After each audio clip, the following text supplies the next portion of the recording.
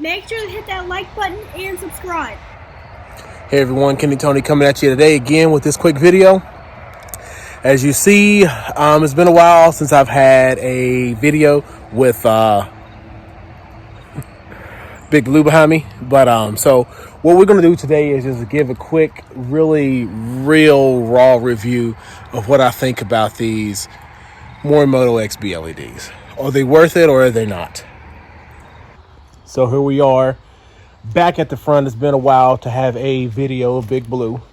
So Big Blue's video today is going to be consistent of a review for the XB LEDs.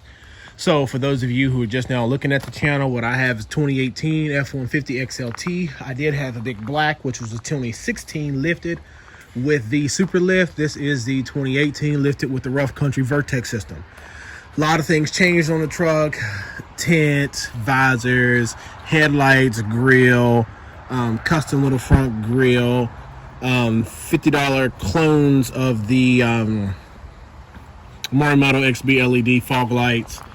I got the rough country here. I got some custom labels made by Brian Bliss from shoot, I want to say it's 409 Designs. I'm not 100% sure.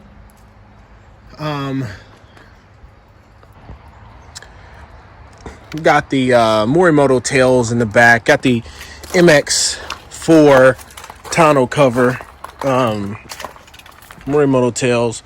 Got the F150 vinyls, the one that are kind of come out to the front, little beveled forward. Did the spray-in bed liner kit in the truck. Got an aftermarket third brake light, which I will do another review on it at some point. It's actually holding up amazing so far. Got the easy tailgate assist. Got the Raptor liner put in here. Like I said, no real complaints, but this video is about the headlights. Got the puddle lights custom in there. Got the platinum steering wheel in there. Went ahead and left it that color. Added the heated steering wheel in there. So here are what we think about these. Retail price, you can get them from TRS for about $1,500, and they do have promo codes and discount codes that you can get them a little bit less. At one point in time when I did go to look to buy some things from TRS, the promo code that they had actually was not really working. So, you know, that's just a different story if you can find one or not. My pros about these lights are, I do like the 4 projector look. 4 projectors. I do like the DRL. I mean, they're extremely bright in the daytime. The sequential amber turn signal light, you can plug it in so it's not sequential, so it's just blinking. They automatically dim when the park lights and things are on. When they're not dim, they're in full brightness mode. But as you can see, I don't know if you can see right here, I don't know if it's just like the angle, but these lights look dim just at this angle. But at that angle, they so much don't. Keep my key in my hand maybe for the video. That might help us out. I say when you come across right in here, it really stands out in the nighttime. But the LEDs don't look like they're burnt out in there. But there's like the angle is off or something. There's like a little bit more of a dim spot right here. You really can't see it so much, but it's right in here. This little area is dimmer here. Don't know if anyone else has noticed that on theirs. Overall, I do like the lights, but you know, I can give an honest review about them. We have the 2 low beams and the 2 high beams. They are independently adjustable, which is a great thing. So what you do is you can come back here, and if you take the little pieces of trim out here, 1, 2, it's got a little push pin over there, 3 and 4, you can kind of fold this back, and I think it's an 8mm or a 10mm. There's 2 screws, one on each height adjustment, high beam and low beam adjustment. You're able to adjust the low beams only, left and right, and up and down, as well as independently from the high beams. So that gives a lot of adjustability, which is a huge plus for these lights. My cutoffs are pretty good. I actually, on my passenger side, I could move it out about a half an inch just to make it pretty close to being perfect. It's good now. My cutoffs are pretty much stacked as they should be. They look good. I do have some footage that I'm going to be showing at the end of the video of them nighttime. Well, this is the Challenger, right? So we have my wife's Subaru Impreza Sport 2017. So this is the thing here we have. We have the Bi-Xenon G5R projectors. Now, the G5R projectors are a absolutely amazing projector. I've used them in my F150, my 13 that I had, and I've used them as well in the 16 in the Enzo headlights that I had retrofitted to make it look like functioning quads, but it was just quads basically. So from what I would say is that these lights, although they're a great upgrade from factory, they do not compare to the output of the G5R projectors with a quality bulb and system. So if you've watched different videos online, which I have, it looks like Philips Night Vision and the Philips Extreme Vision are the brightest two bulbs out there on the market. I think they're actually brighter than the Osram's ones that are out there on the market. D2S bulb, they work amazing for what they do. So inside of the car here, we have the G5R projectors with the Philips Night Vision. They have a little bit more of a warm look to them than the Extreme Vision, which has a more of the blue-white look. But these do shine super bright. We went to the D2S bulb holders to get the good precision. We have the Extreme HID, Xenon Depot ballast igniters.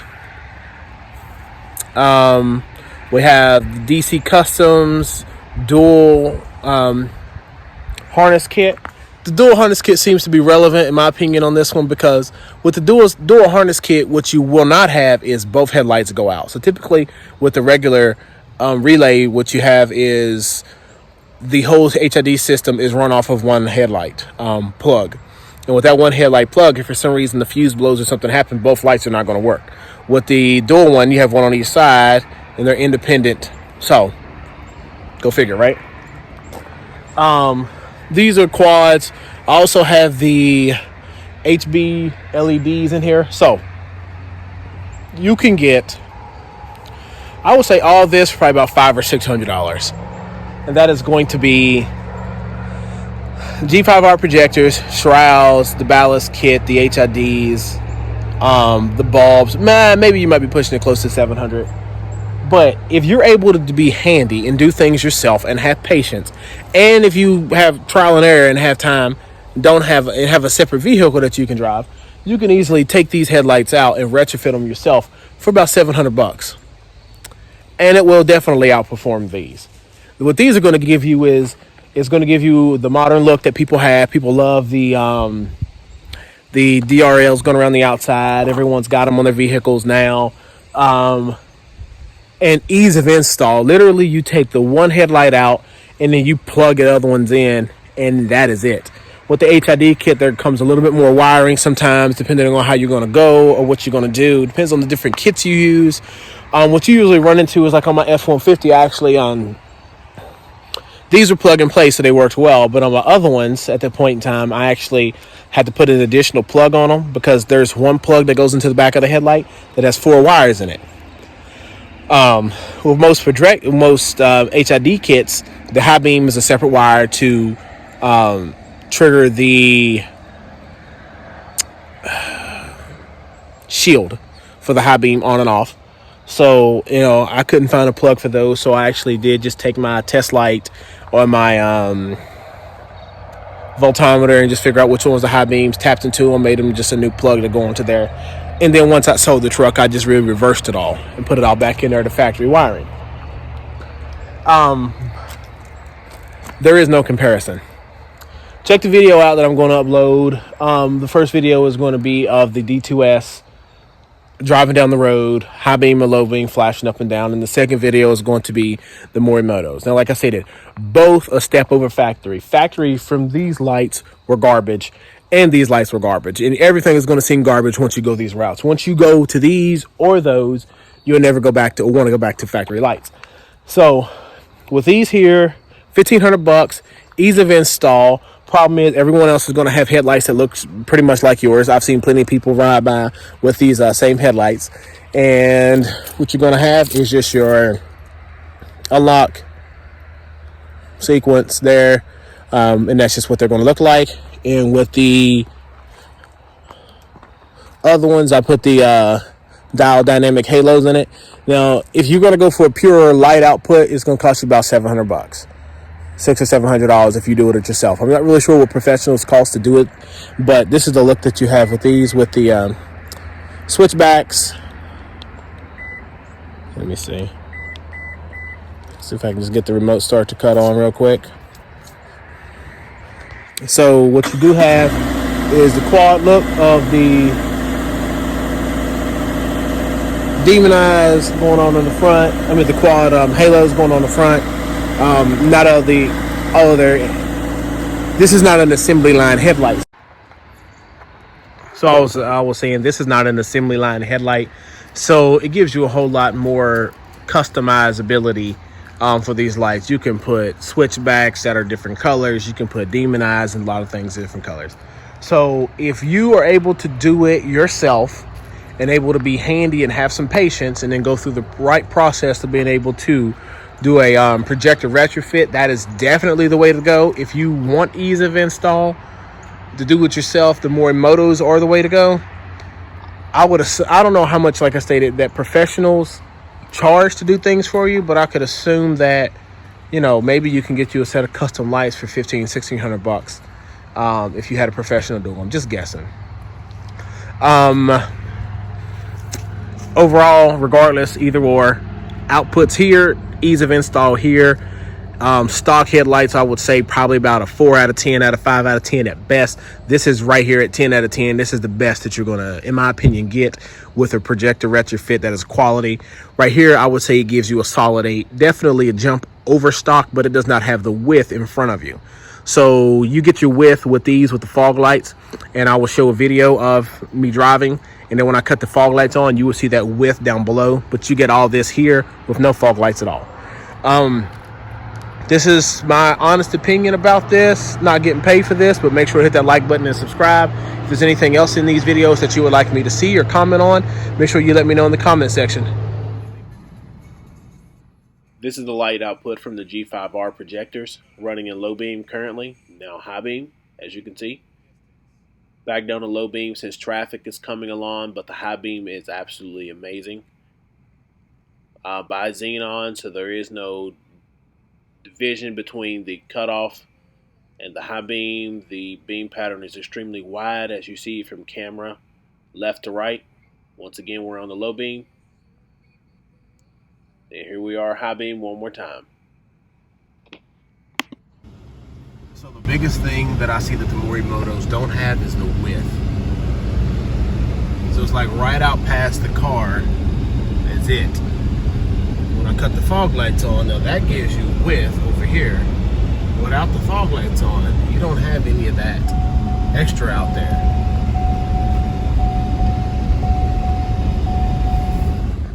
This is the end.